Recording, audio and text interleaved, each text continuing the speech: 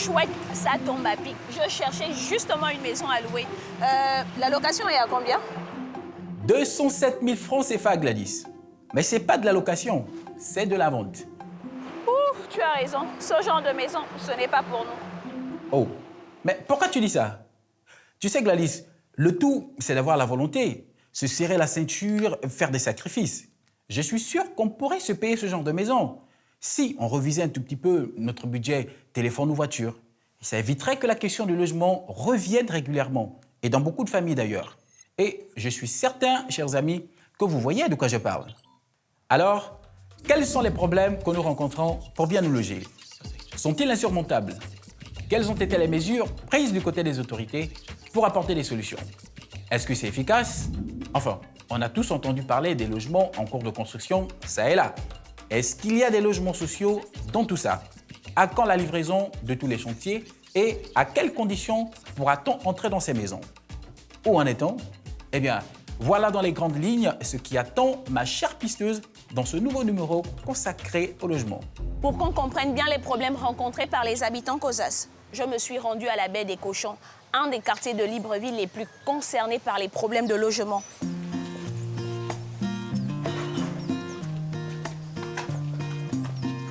Bonjour Lionel. Bonjour Gladys. Alors ici nous sommes à la baie des Cochons. Est-ce que tu peux nous présenter le quartier? La baie des Cochons regroupe un certain nombre de quartiers, Carflomba, une partie du Carflomba derrière l'hôpital. Et comment les habitants vivent ici? Les habitants vivent des conditions très précaires. Les logements dans lesquels ils vivent ne sont pas souvent décents. Avant, il y avait des espaces dans lesquels on marchait sans être trempé et avoir les pieds dans l'eau. Mais aujourd'hui, ce n'est plus le cas. C'est certainement dû à l'insalubrité qui s'est installée. Merci Lionel. C'est moi qui vous remercie. Mais tu sais, Cosas, il n'y a pas qu'à la baie des Cochons que les habitants rencontrent des difficultés pour se loger, mais aussi derrière la prison, par exemple.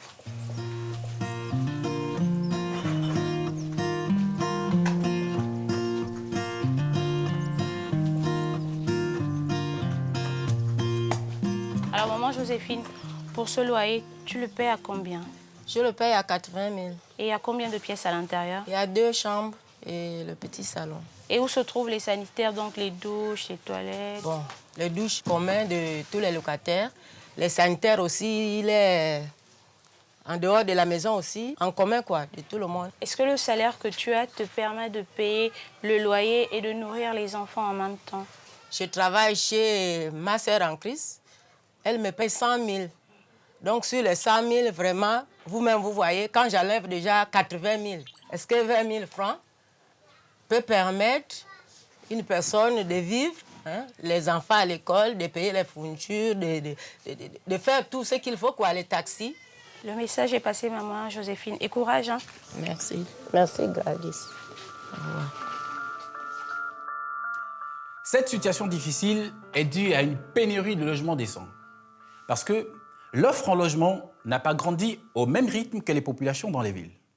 En même temps, c'est vrai que jusqu'en 2010, il n'y avait qu'une seule société en charge de construction de logements pour l'État.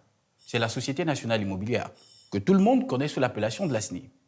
Alors, en quasiment 40 ans d'existence, on ne peut pas dire que son rythme de construction a été freiné. Une moyenne de 300 logements par an, soit 5 fois moins que la demande. On est même descendu jusqu'à 75 logements par an entre 2001 et 2007. Et s'agissant des terrains viabilisés et parallèlement proposés à la vente, on compte seulement 1000 parcelles vendues en quasiment 40 ans. Ça veut dire quoi? Ça veut donc dire qu'en presque 40 ans d'existence, la SNI n'a satisfait qu'une seule demande de terrain sur 5. À la décharge de la SNI, le foncier a toujours été un problème à Libreville, en raison de nombreux bras de mer et les rivières qui rendent les terrains marécageux et donc inconstructibles. À cela s'ajoute la magistrale pagaille qui a gagné le cadastre au fil des années, avec le problème des terrains vendus à 2 ou 3 personnes en même temps, les faux titres fonciers, vraiment, je suis dépassé. Je comprends. Et comme il faut se loger, chacun s'est mis à construire n'importe comment, n'importe où, dans la plus parfaite anarchie, quoi. On voit de tout à Libreville. Des maisons accrochées à des falaises qui risquent de s'écrouler au moindre éboulement des terrains. Des constructions en plein milieu marécageux, donc sous les eaux à la moindre pluie. Mais aussi des maisons montées aux abords des rivières. Toutes ces constructions improbables, Libreville les doit à son poste, c'est-à-dire à son plan d'occupation sol, censé autoriser ou pas les populations à construire. Un poste qui n'a malheureusement pas bougé d'un pouce depuis 2004.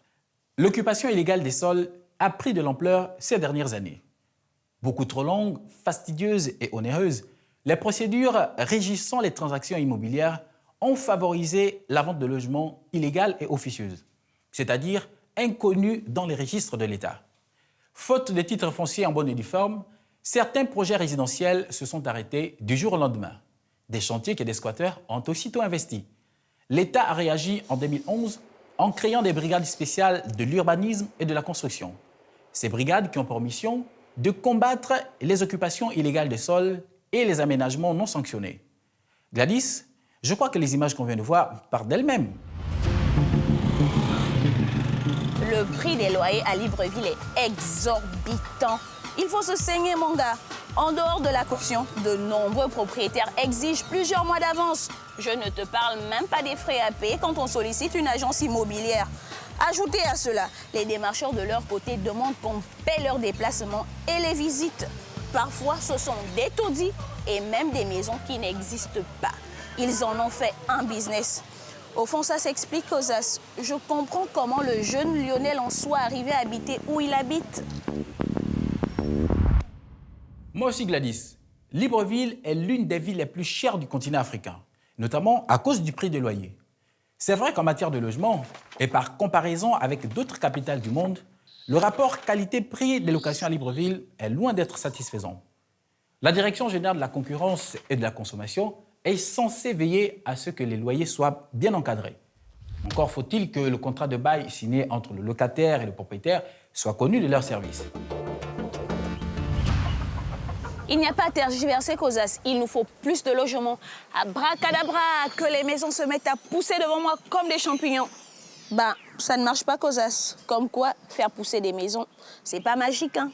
Je m'en doutais un peu, Gladys. Sinon, le ministère de l'Habitat aurait emprunté ta baguette magique. En lieu et place, il a fallu reprendre l'ensemble du secteur de A à Z pour remettre certaines pendules à l'heure. Et ça a pris du temps, plusieurs années même, à la grande surprise de beaucoup de gens. Regarde ce que j'ai trouvé sur Internet. Une petite vidéo avec quelques informations très utiles pour comprendre ce qui a bougé au niveau de l'habitat. Nous sommes partis donc d'une situation où il fallait une sorte de mise en ordre de bataille. Donc c'est ce qui est fait, qui a été fait.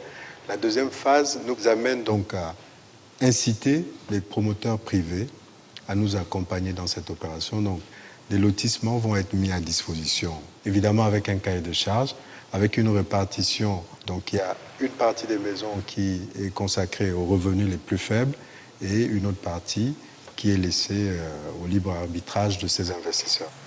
On l'a compris, Cosas. Le ministère n'a qu'une idée en tête, redessiner l'espace urbain. C'est exactement cela.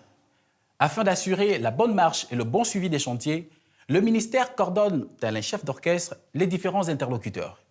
Le premier d'entre eux est considéré comme l'opérateur historique. C'est la SNI, donc la Société nationale immobilière, qui est non seulement en charge d'aménager les parcelles afin de les proposer à la vente, mais aussi de construire et de vendre les logements.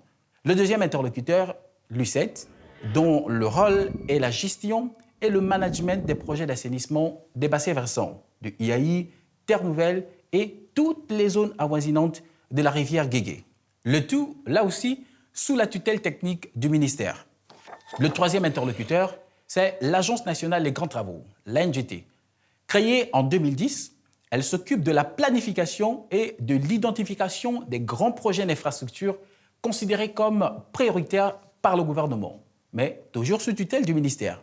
Et enfin, le plus récent, la Société nationale du logement social qui a été créée en 2013. La SNLS est chargée de favoriser l'accession des Gabonais à la propriété dans les meilleures conditions possibles. Tiens, Cosas, à propos de la SNLS, j'ai entendu qu'elle n'a reçu aucune subvention de l'État en 2013.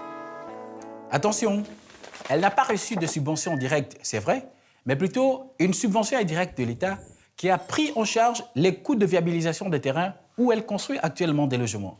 Et pas moins de 30 000 francs CFA par mètre carré viabilisé.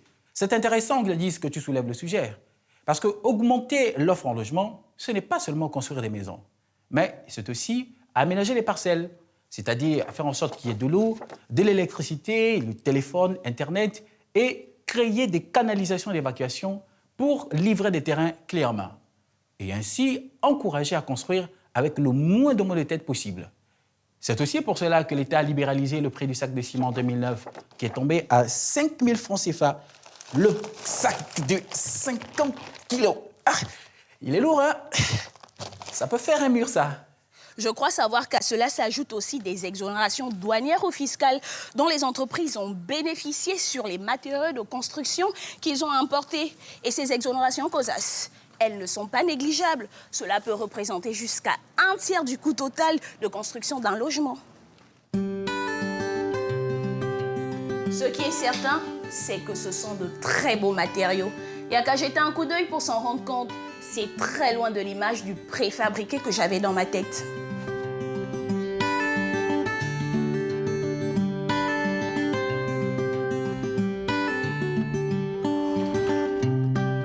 Waouh, COSAS, moi, une maison comme ça, j'y habiterai tous les jours. Hein. De beaux matériaux appelés à durer. La structure de chaque logement est quand même en acier. Hein? Et quant à l'environnement extérieur, il semble qu'il y ait une certaine qualité de vie. Tu confirmes, Gladys? Les urbanistes qualifient Ngondje de ville nouvelle. Pourquoi? C'est ce que va m'expliquer tout de suite Hervé Amboy, responsable des relations communautaires de l'ANGT. Bonjour Hervé. Bonjour Gladys. Alors Hervé, j'ai entendu que les logements construits sur les parcelles gérées par l'ANGT l'avaient été suivant le Smart Code. C'est quoi le Smart Code? Alors, le Smart Code, c'est un outil de développement urbain qui garantit le respect des règles concernant les infrastructures, à savoir la récupération des eaux de pluie qui seront directement acheminées à la mer par des canaux qui sont construits et aussi les eaux usées qui vont passer par la station de traitement. Donc, on ne connaîtra plus le phénomène des eaux qui vont stagner en surface ou les inondations, comme cela se passe dans d'autres endroits. Et pour ce qui est de l'habitat, oui.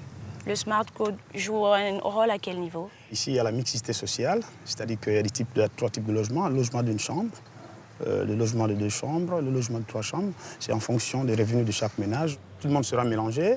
Hein, il y aura une ambiance bon enfant dans la cité, mais tout en respectant l'intimité de chacun. Alors là, on l'a bien compris, c'est une nouvelle façon de penser le logement. Mais pour ce qui est du transport, comment ça se passe dans ce genre de petite cité? Alors, tout va être à proximité des logements, à savoir les écoles, les services publics, les hôpitaux, pour que les gens ne puissent plus vivre le phénomène d'embouteillage ou parcourir longues distances en voiture. Allez, pour mieux comprendre tout ça, COSAS, on va aller le vérifier tout là-haut. Donc tu vois déjà depuis ici, nous avons une vue panoramique d'Ngondje. Il y a le CH qui est juste à proximité, donc on n'a pas besoin d'aller plus loin. On est juste à un pas de là. Et à côté, il y a un stade, les routes sont déjà, quelques-unes sont déjà tracées. Et plus loin, la station de traitement des eaux usées. Et juste au milieu de cette parcelle 10, il y a l'école primaire qui va desservir les jeunes du quartier. Vraiment, avec cette nouvelle façon de repenser au logement, la proximité a vraiment son sens. C'est cela même le principe du Smart Code. Donc tout est concentré sur place, on peut vivre ici sans plus aller à Libreville. 1162 logements sont déjà construits, prêts à être livrés. Il y a encore la place pour construire le reste des 2200 logements prévus au total. Allez, COSAS, pour vérifier tout ça, je te parie que le CHU est à moins d'un quart d'heure d'ici. Et ça, avec ma trottinette.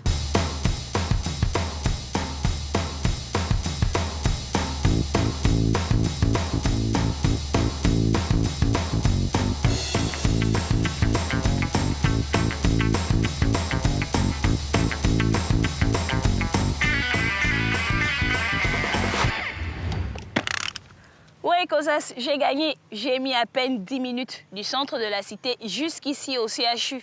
Et encore que là, je suis allée doucement. Bien vu, Gladys. Ce qui est fantastique, c'est que cette nouvelle approche de l'urbanisme se généralise dans tous les projets de logement et de relogement du pays. Les familles qui vont être déguerpies seront relogées dans plus de 1000 logements à Bikele, où une ville nouvelle est en train de sortir de terre selon le principe du Smart Code. Tout a été imaginé pour limiter les déplacements en transport et favoriser la mixité entre les individus avec la construction de villas de différentes catégories partout dans la cité. L'heure est actuellement à la viabilisation des parcelles par la Société nationale des logements sociaux. C'est ça les logements sociaux dont tout le monde parle, Cosas? C'est une question qu'il faudrait directement poser à la principale intéressée, à savoir la SNLS. Ils sont en train de construire des logements à Bikele. Va faire un tour, tu trouveras certainement quelqu'un pour te répondre. Tu as raison, dis donc. Allez, direction Bikele.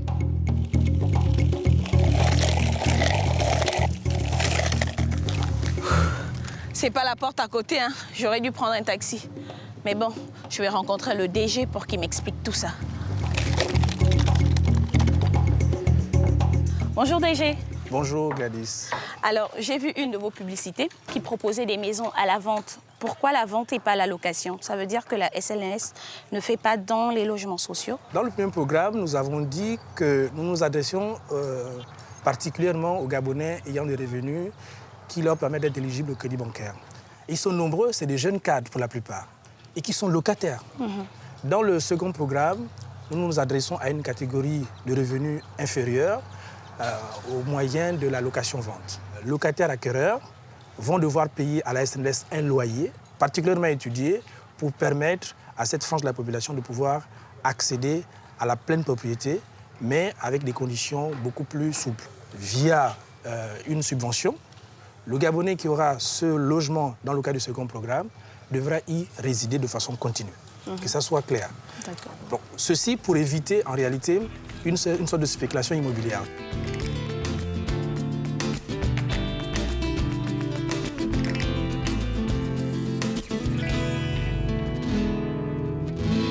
À nos côtés, nous avons une maison de 29 millions. D'accord. Si j'emprunte à l'une de vos banques partenaires, à combien va se lever le montant par mois? Pour ce type de logement, le montant n'excède pas les 270 000 francs par mois. Au maximum, vous avez la possibilité de vous endetter à 10% sur 15 ans, ce qui est inédit au Gabon. À vous entendre, tout le monde a envie de se procurer un logement. Alors, combien de logements sont déjà disponibles? Nous sommes sur du 2000 logements, globalement, en voie d'achèvement. Mais d'ici la fin de l'année 2014, nous avons près de 900 qui pourraient être disponibles. J'ai envie de faire le tour du propriétaire, comme on dit. Vous me permettez? Je vous en prie, Gladys, vous pouvez y aller. Merci beaucoup. Waouh, Cosas, c'est trop beau ici. Super, hein? Vraiment magnifique. Et en plus, je crois qu'il y a des futurs acheteurs. Je vais leur demander ce qu'ils en pensent. Bonjour. Bonjour. Je suppose que comme moi, vous faites le tour du propriétaire. Mais avant que vous vous rendiez sur place, quels étaient vos avis sur les maisons? Bon, en tout cas, au quartier, avant que nous venions ici, on dit les maisons elles sont en carton, quand il pleut, l'eau en dedans, c'est n'importe quoi. Mais arrivé ici, vraiment, c'est tout le contraire, c'est très bien. Et j'ai envie de l'acheter maintenant. Alors dites-moi, vous attendez une maison pareille à ce prix? Il faut avouer que quand on tient compte de la viabilisation, les travaux, le titre foncier, le terrain, il faut avouer que 29 millions, c'est donné. Hein. Alors je vous laisse faire le tour du propriétaire tranquillement. Okay, merci, bonne journée.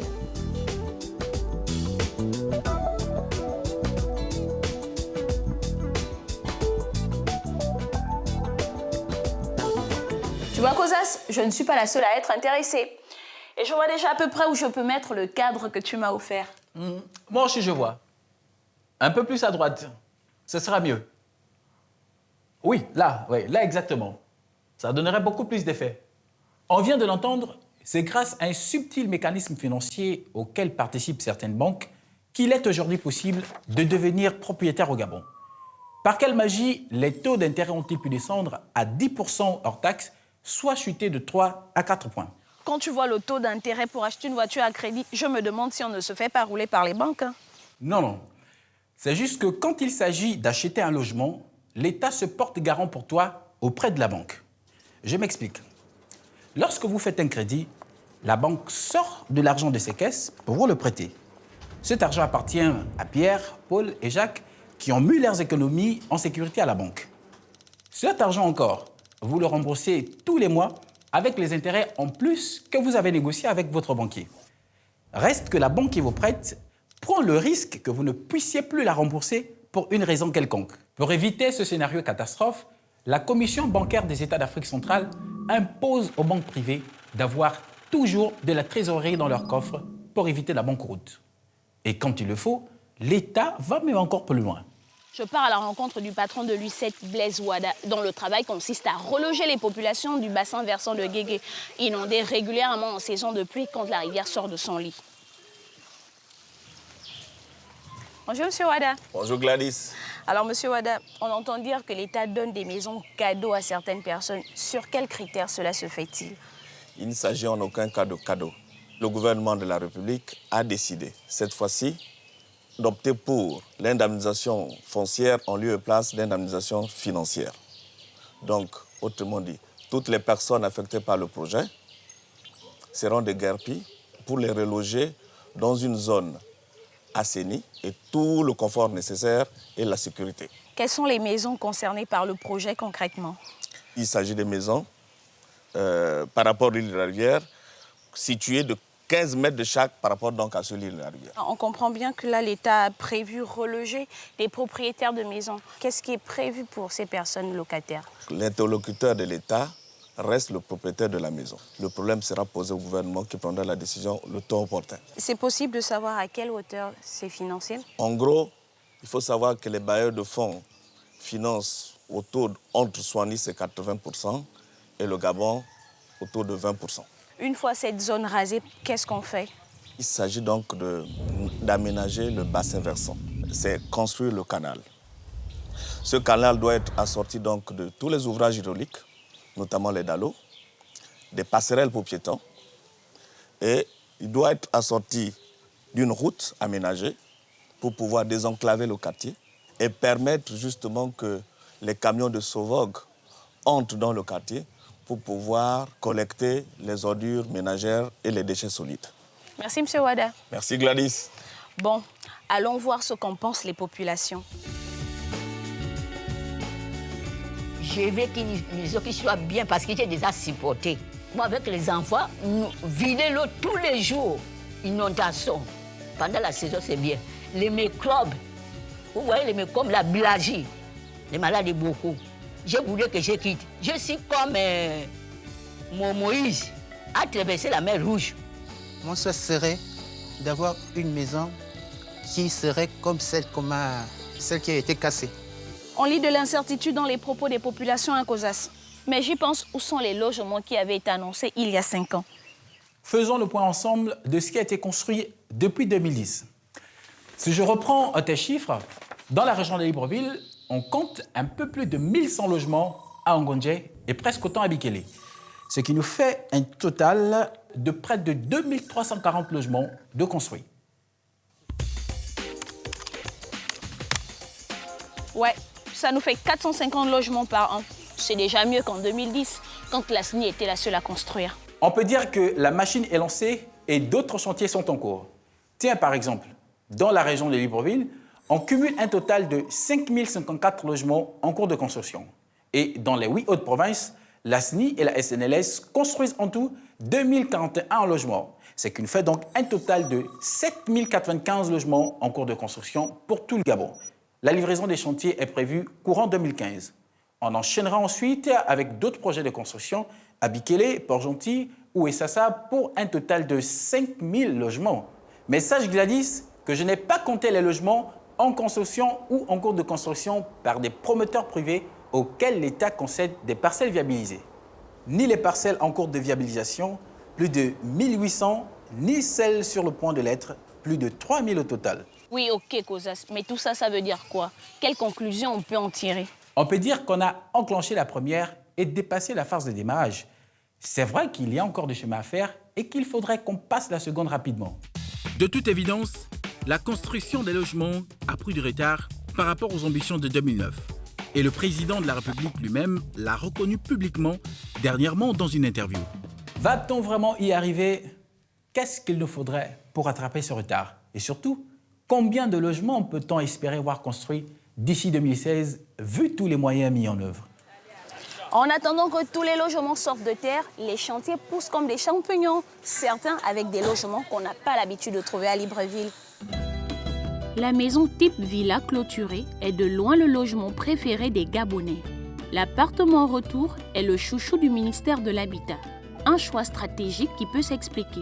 Libreville s'est beaucoup trop étendue ces dernières années, reproduisant et multipliant les problèmes de branchement électrique, d'arrivée d'eau, de transport et de gestion des ordures ménagères. Pour en finir définitivement avec ces problèmes, le ministère a ainsi instruit l'ANGT de construire 1700 blocs de logements à Angonje, certains d'entre eux pouvant loger 2, voire 4 familles séparément.